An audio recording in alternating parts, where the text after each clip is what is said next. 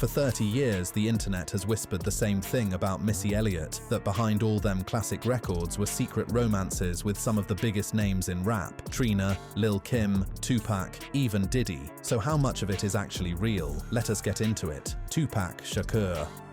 We start with the oldest rumor of them all, and honestly the wildest one, because it ties Missy to Tupac Shakur. The gossip sites have been running this for years, and the way they frame it is that Missy and Pac had some kind of quiet, long-running bond back when they were both young and hungry in the industry. Some versions stretch it into an 8-year relationship or emotional connection that supposedly started when they were both coming up. It sounds juicy. The problem is, there is nothing underneath it. When you actually go looking, there are no photos, no letters, no tour stories, no mutual friends putting their name on it. The researcher checked the receipts and came back with nothing, noting that Tupac's personal life is documented heavily in books and interviews, from Kadada Jones to Jada Pinkett Smith to his own family, and none of it mentions Missy in a romantic way. On top of that, the timelines barely even touch. Missy was building in the Virginia and New York world with Timbaland and the Swing Mob crew, while Pac was out west, deep in the death row situation by the mid-90s. Anytime they crossed paths would have been industry stuff, not late nights. So where did this even come from? Same place a lot of these come from. Two giant names from the same era, so people just assumed there had to be a story there. What Missy actually gave us is far more wholesome than the rumor. She has spoken about Tupac plenty, but always as an artist she respected, never as somebody she was involved with. In one of her own interviews, she talked about how his story still hits people to this day. Tupac's remarkable story still resonates among his many fans, both in and out of the music business. That is the whole vibe of it. Admiration,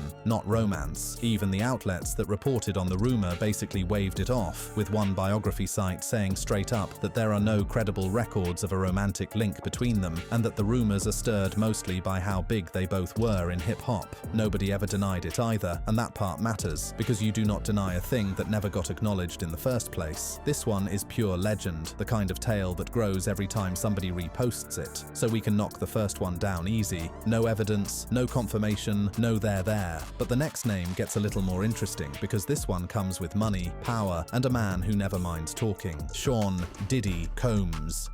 Next up is one of the most powerful men to ever touch the business, Sean Combs, the man we knew for years as Puff, Puffy, and Diddy. On paper, you can see why people connected them. Their history goes way back, all the way to the start of Missy's career. Back in the mid-90s, when everybody wanted a piece of her, Diddy was one of the people trying to sign her to Bad Boy. She turned that down and bet on herself instead, launching her own Goldmine Inc. deal, which tells you a lot about who Missy was even back then. But the professional connection stayed strong. The researcher lays out that Missy showed up on Bad Boy remixes. They crossed paths constantly in the New York hip-hop and R&B world, and she has praised Diddy's business mind and his role in blending rap and R&B together. She has called him her bro, she has talked him up as a mogul, and that is exactly the kind of closeness the gossip pages love to twist. The dating sites list a Missy and Diddy hookup, but they list it with no date, no details, no source, just a name on a page. Now, some folks might expect the recent legal storm around Diddy to have shaken something loose, some old story about Missy finally coming out.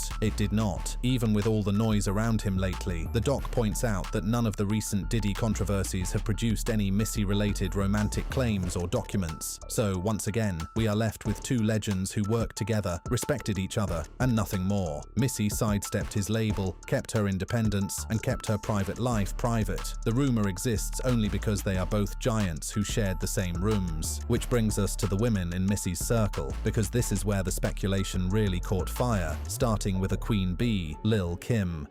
Now we get into the part of the story where the rumors got loud, and it starts with Lil Kim. If you know your 90s hip-hop, you know these two were everywhere together. The history is deep, and it is real. The high point everybody remembers is that legendary 1997 Not Tonight remix, the all-female posse cut with Lil Kim, Missy, Darbrat, Left Eye from TLC, and Angie Martinez, one of the most celebrated moments in women's rap history. They performed together, they shot together, they showed up for each other. There is even that iconic late 1999 Elle magazine shoot with Aaliyah in the mix, so picture it from the outside. Two of the flyest, most talented women in the game, always side by side, always hyping each other up, running in that same tight female rap circle. In an era where the media was obsessed with the personal lives of women in hip-hop, that closeness got read as something more. The gossip roundups and the ranker-style lists started naming Kim as one of Missy's most talked about rumored connections. But the way the two of them actually describe it is a whole different picture. Listen to how Missy talks about Kim, because it is nothing but love and respect. Before me and Kim are friends, I'm a fan of Kim. Like, I know every lyric. That is not the way you talk about a secret ex. That is the way you talk about somebody you came up admiring. Missy goes on in that same clip to gas Kim up as a rapper, saying she spit with real conviction, and even joking about how Kim is small, but she will get with you if you try her. It is warm, it is protective, it is sisterly, and Kim gives it right back. When she got asked about their bond, she kept it just as clear, describing Missy as her sister, a long-term friend, and someone she loves dearly. No romance, no confirmation, no hidden story, just two pioneers who genuinely rate each other. The researcher summed it up by pointing out that there is no evidence beyond the friendship and the collabs, and the speculation really just reflects how that era loved to romanticize close friendships between women in hip-hop, and that pattern, romanticizing sisterhood, is the thread that ties almost every remaining name in this video together. So keep it in your mind as we move to the next member of that same crew, a woman who was right there on that Not Tonight record too, Da Brat.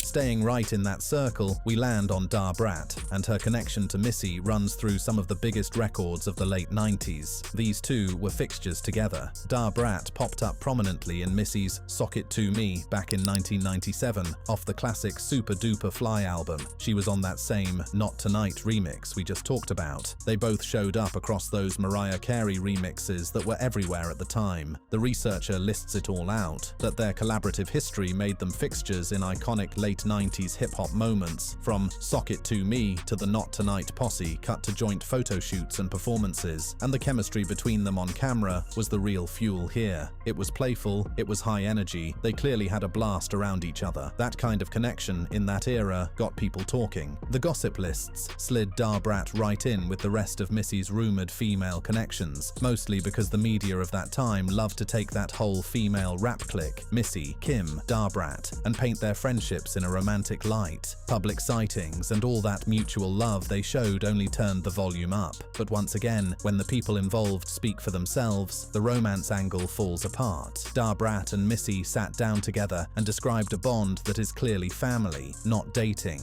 In their words, they called each other best of friends, spoke about genuine love, and said they are more like family, that through all the years they kept in touch, and the love between them is real. That is the language of a lifelong friendship, the kind that outlasts trends and record deals. And here is the part that really closes the case. Da Brat has been open about her own love life. She later came out and married Jessica Judy Dupart, and she has talked about her relationship publicly and freely. Through all of that openness, she never once pointed back to Missy as some old flame. The researcher notes exactly that Da Brat has spoken about her personal life and her marriage without ever referencing Missy romantically, keeping the focus on their professional sisterhood. When somebody is that comfortable talking about who they love, and Missy's name never comes up in that way, that tells you what you need to know. So Da Brat joins the list of close collaborators who the internet tried to pair up with Missy, only for the truth to come back the same as the others. Deep friendship, shared history, real love, but not that kind of love. Next, we move into the 2000s, where a Miami legend got hit with the exact same rumor and answered it head-on: Trina.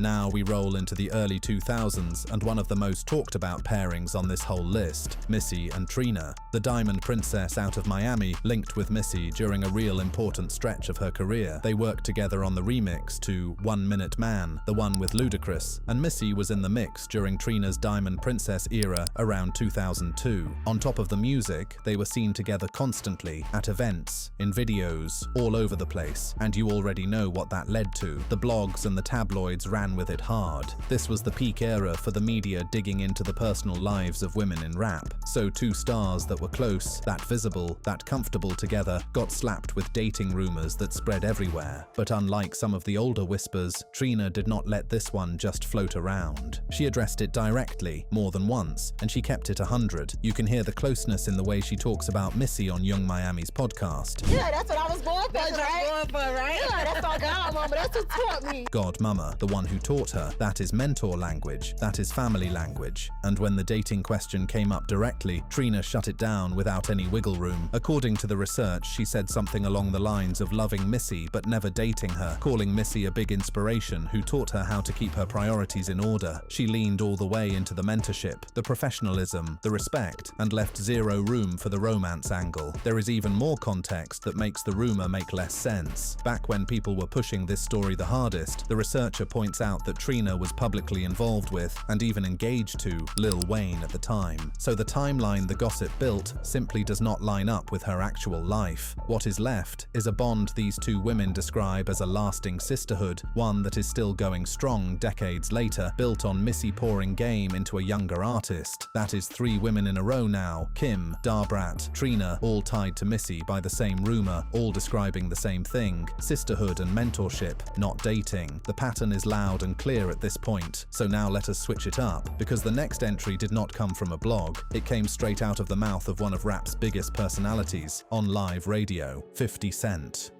Here is where the story takes a turn, because 50 Cent is on this list, but not really for the reason you would guess. There is a gossip site somewhere that lists a random 2004 Missy and 50 hookup, but that one has nothing behind it. No date that means anything, no details, no source. The researcher checked and found that any direct romantic link between Missy and 50 himself is non-existent, with no evidence of them dating or even being close personally beyond industry circles and shared tours. So the real reason 50's name is in this conversation is something he said himself, and it was not even about him. Back in 2014, 50 pulled up to the Breakfast Club during a G-Unit reunion run, and he started talking about Olivia, the singer he had signed to his crew. He explained that he had sent Olivia over to work with Missy on music, and then he threw out a claim that lit the whole thing up. In the research, it is described as 50 basically saying, with a laugh, that Missy started hitting it with Olivia, framing it as the reason he was frustrated about how their situation played out. He said it like it was shade, like a little jab during a promo run, the kind of controversy 50 has always known how to stir. And that is the thing you have to understand about this one. It came during a moment when 50 was promoting, when he had reasons to be salty about the Olivia situation, and when a spicy quote was good for business. The claim was not about a Missy and 50 romance at all. It was 50 talking about 2 other people while he had a microphone and a point to make. This is a man who has built a whole career on knowing exactly what to say to keep his name buzzing. So even the one time a big male rapper put Missy's love life in the headlines, he was not talking about himself, and he was passing along something he could not actually prove. The person he was talking about, Olivia, was sitting right there in the same building, ready to answer it, and her response is a big part of why this rumor never had legs. The researcher makes it plain that this whole thing is largely a third-party claim, driven by 50, and denied by the person it was actually about. Which means we cannot really finish the 50 Cent chapter without turning to Olivia, because she is the one who set the record straight, and what she said was short, direct, and left no room for confusion. So let us hear it from her. Olivia Longot.